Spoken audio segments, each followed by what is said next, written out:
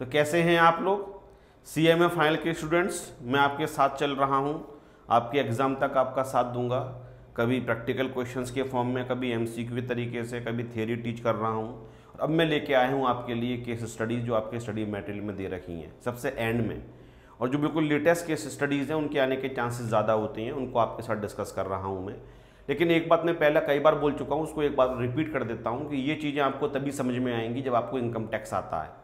Income tax के provisions के base पर ही हम केस के जो एनालिसिस है उसको समझ पाएंगे कि कोर्ट ने किस बेसिस पर डिसीजन दिया था। तो मैं बहुत सारे केसेस ऑलरेडी अपलोड कर चुका हूँ। आज जो केस मैं आपके संग डिस्कस करूँगा उसको कहा जाएगा PCIT। पी से हो जाएगा principal commissioner of income tax versus State Bank of India. Bombay High Court ने डिसीजन दिया था 2019 में। बहुत प्यारा केस है, 2 सेक्शंस पर डिपेंड करता है। सेक्शन 36 सब सेक्शन 1 के भी 2 क्लॉज हैं, 4th और 5th, और दूसरा सेक्शन है 40 सब सेक्शन 9, इस पर बेस्ड है। तो अगर आपने PGBP ढंग से किया हुआ है तो इस केस को आप डेफिनेटली समझ लोगे। मैं जो एक्ट की जो आपकी स्टडी मैट में लैंग्वेज दे रखी है एज इट इज़ मैंने उसको कॉपी पेस्ट किया हुआ है यहाँ पे, और इसी की हेल्प से मैं आपको टीच करूँगा कि इस केस के क्या कौन फैक्ट्स थे और कोर्ट ने क्या डिसीजन दिया था। लेकिन उससे पहले थोड़ी बातें मैं आपके लिए बता देता हूँ। जो असेसी था स्टेट बैंक ऑफ इंडिया, उसने एक फ़ंड बनाया था जो उसके एम्प्लॉयज़ थे उनके रिटायरमेंट के बाद उनको मेडिकल रिक्वायरमेंट्स को पूरा करने के लिए, और एम्प्लॉयर उसमें कंट्रीब्यूट करता था। तो एम्प्लॉयर ने जो भी कंट्रीब्यूट किया उसका रिडक्शन PGBP में क्लेम किया जब अपनी ITR को फाइल किया। असेसिंग ऑफिसर ने कहा क्योंकि जो फंड क्रिएट किया गया है ये अप्रूव्ड नहीं है, ये रिकॉग्नाइज्ड नहीं है, इसलिए हम इसका बेनिफिट आपको नहीं दे सकते हैं और ये एक्सपेंडिचर नहीं माना जाएगा, इसके लिए हम डिसअलाउ कर देंगे। सेक्शन 36 सबसेक्शन 1 क्लॉज 4 और क्लॉज 5 को आप पढ़ोगे तो वहाँ लिखा हुआ है कि अगर कोई भी सुपर एन्युएशन फंड है या प्रोविडेंट फंड है तो वो रिकॉग्नाइज्ड होगा, अप्रूव्ड होगा, तभी आपको सेक्शन 36 के अकॉर्डिंग आपको बेनिफिट दिया जाएगा। इसी के साथ पढ़ा जाता है सेक्शन 40 सबसेक्शन 9, उसमें लिखा हुआ है कि अगर कोई भी फंड अप्रूव्ड नहीं है, रिकॉग्नाइज्ड नहीं है और उसमें कॉन्ट्रीब्यूशन किया जा रहा है तो उसका बेनिफिट नहीं दिया जाएगा। तो इसीलिए असेसिंग ऑफिसर ने कहा, क्योंकि मैं 49 को अगर देखता हूं तो उसमें साफ साफ लिखा हुआ है कि जो नॉट अप्रूव्ड है या नॉट रिकॉग्नाइज्ड है उस फंड में कंट्रीब्यूशन जो होगा उसको डिसअलाउ कर दिया जाएगा। इसलिए जो आपने एक एम्प्लॉय की हेल्थ के लिए रिटायरमेंट के बाद जो फंड बनाया हुआ है उसमें आप जो कंट्रीब्यूट कर रहे हो वो डिसअलाउ किया जा रहा है, हम उसकी परमिशन आपको नहीं देंगे। तो फिर केस चलता रहा। पहले कमिश्नर अपील्स के पास गया, उसके पास ITAT के पास गया, ITAT मतलब इनकम टैक्स अपीलेट ट्रिब्यूनल, और फाइनली केस पहुंचा बॉम्बे हाई कोर्ट के पास। तो बॉम्बे हाई कोर्ट ने जब सेक्शंस देखे 36, वहाँ साफ साफ लिखा हुआ है कि अप्रूव्ड होना जरूरी है और जिसको अप्रूव किया गया होगा सेक्शन 36 में उसी का बेनिफिट मिलेगा।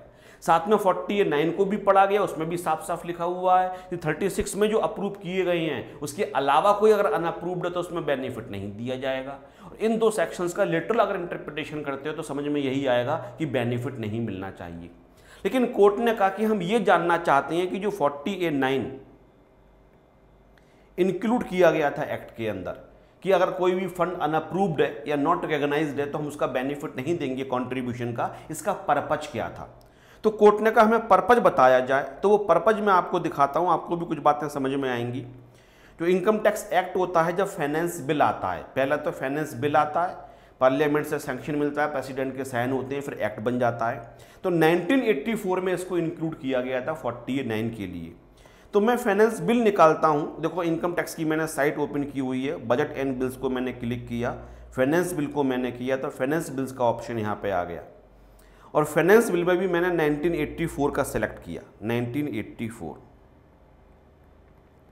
मैं बहुत पुरानी कहानी आपको बता रहा हूँ और केवल रीज़न ये है कि आप ये समझ पाओ कि जो कोर्ट ने डिसीजन दिया वो किस बेसिस पे दिया। तो जो फाइनेंस बिल है इसका एक पार्ट है मेमोरेंडम। पहला तो बजट स्पीच है जो फाइनेंस मिनिस्टर ने दी होगी पार्लियामेंट में, फिर फाइनेंस बिल्स है, फाइनेंस बिल के अंदर जो भी टैक्सेस के अमेंडमेंट्स हैं उन सबके प्रोविजंस दे रखे होंगे, DT के भी दे रखे होंगे, IDT के भी दे रखे होंगे। फिर इसके बाद एक दे रखा है मेमोरेंडम। मेमोरेंडम क्या होता है, जितने भी अमेंडमेंट्स की जाती हैं, नए सेक्शंस को इंक्लूड किया जाता है, उसका रीजन क्या था, उसके पीछे क्यों इसको इंक्लूड किया गया एक्ट में, ये सब समझाया जाता है। और किसकी हेल्प से, मेमोरेंडम की हेल्प से सरकार आपको ज्ञान देती है, नॉलेज देती है कि इस सेक्शन का पर्पज क्या था, इस अमेंडमेंट का पर्पज क्या था। तो ये मैंने मेमोरेंडम ओपन कर लिया, आपको दिखाई दे रहा है। इस मेमोरेंडम में मैं अभी और कुछ दिखाता हूँ आपके लिए पॉइंट नंबर 35 मुझे याद है, तो 84 का मेमोरेंडम भी आपकी जो इनकम टैक्स की साइट है उस पर अपलोडेड है। 35, थोड़ा सा मैं इसको और जूम कर लेता हूँ तो आपको ज़्यादा समझ में आएगा। देखो बेटा क्या लिखा हुआ है, रीड करो, नॉलेज बढ़ेगी आपकी। Sums contributed by an employer to a recognised provident fund, ये मेमोरेंडम है। मेमोरेंडम का मतलब हो गया कि एक नया सबसेक्शन 40 इंक्लूड किया गया है, उसका पर्पज क्या है इंक्लूड करने का, ये मेमोरेंडम में बताया गया है। 1984 का मेमोरेंडम मैं आपको पढ़वा रहा हूँ, जिसके बेस पर कोर्ट ने डिसीजन दिया था। Sums contributed by an employer to a recognised provident fund and approved superannuation fund and approved gratuity fund are deducted in computing his taxable profit. वो कहते हैं कि देखो ये तीनों हम माइनस करते हैं, 36 के अकॉर्डिंग माइनस की जाती हैं। Expenditure actually incurred on the welfare of the employees also allowed reduction, जो एक्सपेंडिचर वास्तव में कर दिए जाते हैं वो तो माइनस होंगे ही होंगे। अब ये बात हम कॉन्ट्रीब्यूशन की कर रहे हैं। अब आगे वो कहते हैं income tax department instances have come to notice, बोले कुछ ऐसे एग्जाम्पल्स, ऐसी घटनाएं भी हमारे सामने आई हैं where certain employers have created irrevocable trust ostensibly for the welfare of the employees and transferred to the such trust substantial amounts by way of contribution। बोले हमने बहुत सारे ट्रस्ट ऐसे देखे हैं कि एम्प्लॉयर ने ट्रस्ट बनाया हुआ है एम्प्लॉय के वेलफेयर के लिए, उसमें बहुत सारे अमाउंट को ट्रांसफर किया गया है। आगे देखना, some of these trust have been set up as discretionary trust with absolute discretion to the trustees to utilize the trust property in such manner as they may think fit for the benefit of the employee। बोले बहुत सारे trust ऐसे हैं कि सारी की सारी power trustees को दे रखी है, वो अपने तरीके से उस पैसे को यूटिलाइज कर सकते हैं एम्प्लॉयज के बेनिफिट के लिए। उनको स्कीम वगैरह नहीं दी गई है, विदाउट एनी स्कीम और safe guard for the proper disbursement of these funds. जब भी आप किसी ट्रस्ट में पैसा डालते तो पैसा कहाँ इन्वेस्ट किया जाएगा, कितने टाइम के लिए किया जाएगा, वो सारी गाइडलाइंस ट्रस्टीज को देना जरूरी होती हैं, तभी इनकम टैक्स डिपार्टमेंट अप्रूवल देता है। लेकिन उस समय ऐसे बहुत सारे फंड्स क्रिएट किए थे एम्प्लॉयर्स ने एम्प्लॉय के बेनिफिट के लिए कि ट्रस्टीज को एब्सोल्यूट पावर्स दे दी कि आप उस पैसे को उस फंड का कहाँ इन्वेस्ट करोगे, किस तरीके से करोगे। उनकी वो पैसा अगर डूब गया, बाई चांस आपने ऐसे इन्वेस्टमेंट्स में लगा दिया कि जहां आपको रिटर्न अच्छा नहीं मिल रहा है, तो अल्टीमेटली तो एम्प्लॉय का ही लॉस हो रहा है। तो कोई भी स्कीम प्रोवाइड नहीं की गई थी, एम्प्लॉयज के सेफगार्ड का ध्यान भी नहीं रखा गया था और पैसा ट्रस्ट में ट्रांसफर कर दिया गया था। Investments of trust funds has also been left to the complete discretion of the trustees. कहाँ का इन्वेस्टमेंट्स करेंगे इसके लिए भी कोई गाइडलाइंस नहीं थी, पूरा का पूरा ट्रस्टीज पे हमने छोड़ दिया था। आप जो चाहें, डिस्क्रिशन आपका है, उस तरीके से आप पैसे को यूटिलाइज कर सकते हो, इन्वेस्ट कर सकते हो। सच trust are therefore intended to be used as a vehicle for the tax avoidance by the claiming deduction in respect of such contribution which may even flow back to the employer in the form of deposit। तो फिर इसका consequences ये हुए कि ये tax बचाने का weapon बन गया, टैक्स बचाने का व्हीकल बन गया, टैक्स अवॉइडेंस का व्हीकल बन गया। एम्प्लॉयर ने कॉन्ट्रीब्यूट किया, एम्प्लॉयर ने कहा देखो मैंने तो एम्प्लॉय के बेनिफिट के लिए कॉन्ट्रीब्यूट कर दिया, ट्रस्ट में दे दिया, इर्रिवोकेबल है, अब पैसा मैं वापस तो ले नहीं सकता हूं क्योंकि इर्रिवोकेबल है, मैंने तो कंट्रीब्यूट कर दिया, मुझे बेनिफिट दो, और एम्प्लॉयर ने टैक्स में बेनिफिट दे दिया। ट्रस्टीज के पास एब्सोल्यूट पावर थी पैसा कहीं भी वो इन्वेस्ट करें, तो उन्होंने वापस एम्प्लॉयर के ही बिजनेस में उस पैसे को दोबारा से इन्वेस्ट कर दिया।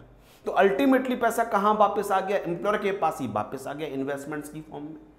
तो इस चीटिंग को रोकने के लिए उन्होंने कहा कि हमने एक नया सेक्शन इंक्लूड किया है 40A, उसका सबसेक्शन 9। अब मैं इस प्रेजेंट केस की बात करता हूं जिसको मैं आपको टीच कर रहा हूं, अब आपको मेरी बात समझ में आएगी। जो state Bank of India assessee था, एम्प्लॉयर भी है इस केस के अंदर, उसने एक फंड क्रिएट किया अपने एम्प्लॉयज की रिटायरमेंट के बाद मेडिकल रिक्वायरमेंट्स को पूरा करने के लिए, और ये फंड्स अप्रूव्ड नहीं था। असेसिंग ऑफिसर ने कहा देखो मैं तो एक्ट जानता हूं, 36 के सबसेक्शन 1 क्लॉज 4 और 5 को मैं देखता हूं, तो मुझे साफ साफ लगता है कि ये फंड्स को अप्रूव नहीं किया गया है, रिडक्शन नहीं मिलना चाहिए। 40A साफ साफ कहता है कि 36, 1, 4 और 5 में जो अप्रूव्ड है उन्हीं का रिडक्शन दिया जाएगा। इसके अलावा कोई भी अगर कॉन्ट्रीब्यूशन करोगे फंड में जो नॉट अप्रूव्ड है तो उसको हम डिसअलाउ कर देंगे, इसलिए मैं डिसअलाउ कर रहा हूं। जो कमिश्नर अपील्स था उसने कहा देखो फंड तो आपका जेन्युइन है, ये हम मान रहे हैं कि आपने फंड जो बनाया है वो वास्तव में एम्प्लॉय के बेनिफिट के लिए बनाया है, यहां पे आपकी इंटेंशन गलत नहीं है। हम ये नहीं कह रहे हैं कि इस फंड को आप किसी तरीके से आपने जो ट्रस्टीज हैं उनको एब्सोल्यूट पावर्स दे दिए हैं, वो पैसे को किसी भी तरीके से इन्वेस्ट कर सकते हैं या आपके बिजनेस में लौट के पैसा वापस आ जाएगा, हम ये डाउट नहीं कर रहे हैं। लेकिन हम एक्ट की जो सेक्शंस के इंटरप्रिटेशन है उससे हम बंधे हुए हैं और उस सेक्शन के हिसाब से, क्योंकि नॉट अप्रूव्ड फंड है, आपको बेनिफिट नहीं मिलना चाहिए। यही बात ITAT ने भी कही। ITAT ने कहा आपका जो ट्रस्ट है वो तो जेन्युइन है, हमें समझ में आ रहा है कि वास्तव में आपने एम्प्लॉयज के वेलफेयर के लिए ही बनाया है, लेकिन एक्चुअली में एक्ट में लिखा हुआ है 49 के अंदर जो 36, 14 और 5 में अप्रूव्ड है उन्हीं का बेनिफिट मिलेगा। उसके अलावा कोई भी अगर फंड में आपने कंट्रीब्यूट किया है तो आपको बेनिफिट नहीं दिया जाएगा, इसलिए हमें डिसअलाउ करना पड़ रहा है। बॉम्बे हाई कोर्ट के पास जब पहुंचा तो बॉम्बे हाई कोर्ट ने क्या कहा, assessee claim deduction of expenditure of ₹50 lakhs towards contribution to a fund created for the health care of retired employees. Revenue argued, मतलब revenue का मतलब income tax department, that such fund not being one recognized under section 36, 14 and 5th. Claim of expenditure was hit by the provisions of section 49. क्योंकि वो 35, 14 और 5 में approve नहीं है, इसलिए 49 ये कहता है जो 36, 14 और 5 में अप्रूव नहीं होंगे उनको हम डिसअलाउ कर देंगे, इसलिए 49 को हमने लगा के इसको डिसअलाउ कर दिया, ये डिपार्टमेंट ने कहा। अब आपके कोर्ट ने क्या डिसीजन दिया, it was held that very purpose of the insertion of section 49, very purpose. अब कोर्ट ने कहा कि हम लैंग्वेज के साथ साथ एक्सप्लेनेटरी नोट्स में भी जाएंगे। एक्सप्लेनेशन जो दिया गया था, जो मेमोरेंडम दिया गया था 1984 में फाइनेंस बिल के साथ, हम उसको भी देखेंगे इस सेक्शन को डालने का पर्पज क्या था।